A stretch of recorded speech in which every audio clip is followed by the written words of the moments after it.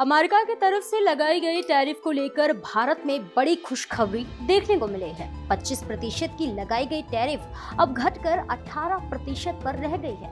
इस टैरिफ के कम होने से पहले अमेरिकी राष्ट्रपति डोनाल्ड ट्रंप ने देश के पीएम नरेंद्र मोदी से फोन पर बात की है। इसके बाद इन दोनों देशों के बीच नई डील का भी ऐलान हुआ और ट्रंप ने इसके साथ ही ये भी खबर दी है कि भारत अब रूस से तेल नहीं खरीदेगा। ट्रंप के इस दावे में कितनी सच्चाई है? क्या सच में भारत अपने सबसे पुराने साझेदार रूस से तेल नहीं खरीदेगा? आज हम आपको बताएंगे इस पूरे मामले को विस्तार से इस वीडियो के जरिए। नमस्कार, मैं प्रेयसी और आप देख रहे हैं भारत एक्सप्रेस का डिजिटल प्लेटफॉर्म।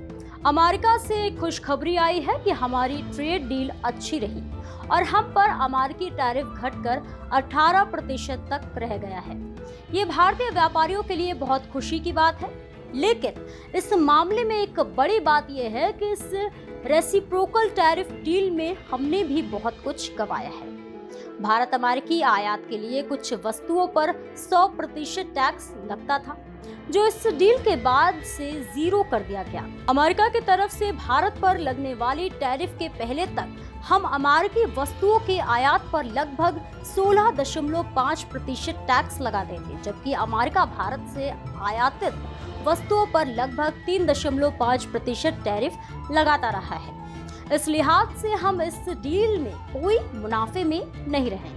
उस समय इस सौदे में हमें लगभग 28% का लाभ रहता था, क्योंकि भारत का अमेरिका को कुल निर्यात लगभग $172 बिलियन था और अमेरिका से आयात $144 बिलियन का।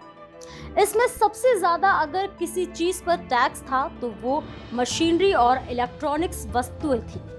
अब बात आती है अमेरिकी राष्ट्रपति डोनाल्ड ट्रंप के पद संभालने के बाद की, जब ट्रंप ने रूस यूक्रेन युद्ध समाप्त करने को लेकर भारी दबाव में दिख रहे थे। वहीं रूस से भारत और चीन अपनी ऊर्जा आवश्यकताओं को पूरा करने के लिए तेल आयात कर रहे थे। इसको लेकर ट्रंप चाहते थे कि भारत और चीन रूस से तेल आयात बंद कर दें, ताकि रूस लंबे समय तक युद्ध न चला सके। उन्होंने भारत और चीन पर दबाव डाला, लेकिन भारत की ऊर्जा आवश्यकताओं और रूस से ऐतिहासिक संबंधों के कारण ये संभव नहीं हो सका।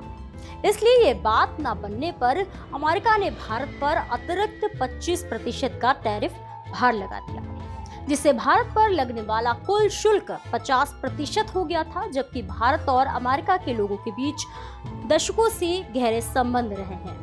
भारतीय पेशेवर, इंजीनियर, डॉक्टर, प्रोफेसर, वैज्ञानिक आदि अमेरिका की अर्थव्यवस्था में महत्वपूर्ण योगदान देते रहे हैं और भारत को भारी मात्रा में धन भेजते हैं या यहाँ निवेश करते हैं। लेकिन ट्रंप की तरफ से लगाए गए टैरिफ के कारण दोनों देशों का व्यापार बुरी तरह प्रभावित हुआ है और भारतीय पेशेवर भी इसकी चपेट में आए हैं। भारत ने अमेरिका को अपनी ऊर्जा आवश्यकताओं को समझाने की लगातार कोशिश की है, लेकिन इसका कोई समाधान नहीं निकल सका। इस बीच भारत ने अपने निर्यात को अन्य देशों की ओर मोड़ने का प्रयास किया और इसमें उसे अच्छी सफलता भी मिली। भारत अमेरिका को छोड़कर जिन देशों की तरफ अपना निर्यात मोड़ना, इनमें चीन, रूस, न्यूजीलैंड आदि से नई व्यापारिक साझेदारियां की हैं और 26 जनवरी को यूरोपीय संघ के नेताओं को भारत बुलाकर लंबे समय से अटकी ट्रेड डील को अंतिम रूप दे दिया।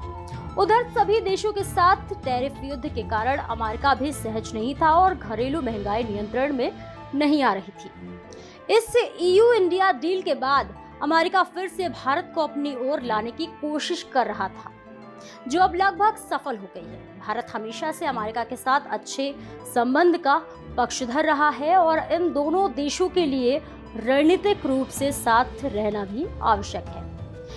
वैसे तो भारत क्वाड समूह का एक प्रमुख सदस्य है और टैरिफ विवाद के कारण ये साझेदारी कुछ कमजोर हो गई थी। इसलिए जो ट्रंप प्रशासन के साथ नई डील हुई है, तो उसमें दोनों देश फायदे में रहे हैं। वहीं इस मामले में जब बात आती है तेल के खरीदारी की, तो इसको लेकर भारत थोड़ा झुका भी, क्योंकि अब उसने वेनेजुएला से तेल खरीदने की इच्छा जताई।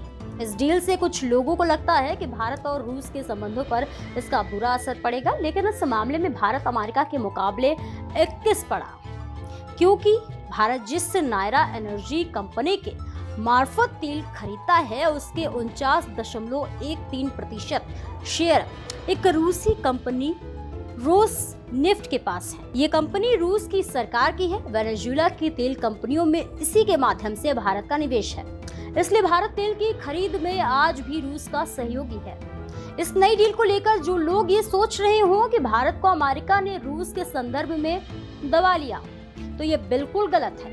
दूसरे ब्रिक्स देशों के संगठन में अब तक की सबसे कम टैरिफ भारत पर लगा है।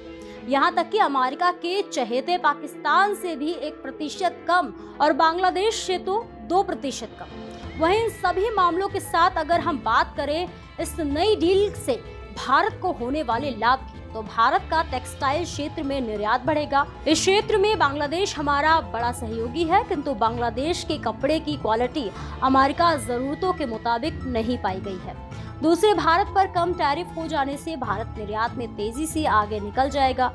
रेडीमेड कपड़े, ऑटो पार्ट्स, ज्वेलरी, रत्न, मसाले, चमड़ा आदि का निर्यात तो बढ़ेगा ही। भारतीय चावल को कंपीट कर पाना अब पाकिस्तान और बांग्लादेश दोनों के लिए मुश्किल होगा। आपको बता दें कि भारत में चावल की उपज बहुत अधिक है और खपत अपेक्षाकृत कम। इस सारे प्लस पॉइंट के बावजूद भारत के लिए मुश्किलें अभी कम नहीं हुई हैं। जब तक भारतीय प्रोफेशनल्स को अमेरिका जाने की सुविधा नहीं मिलती, तब तक वैसा लाभ नहीं मिलेगा। इस खबर को लेकर आपकी क्या राय है, हमें कमेंट बॉक्स में जरूर बताएं। ऐसे ही और भी देश दुनिया की तमाम खबरों को देखने के लिए देखते रहिए भारत एक्सप्रेस का डिजिटल प्लेटफॉर्म।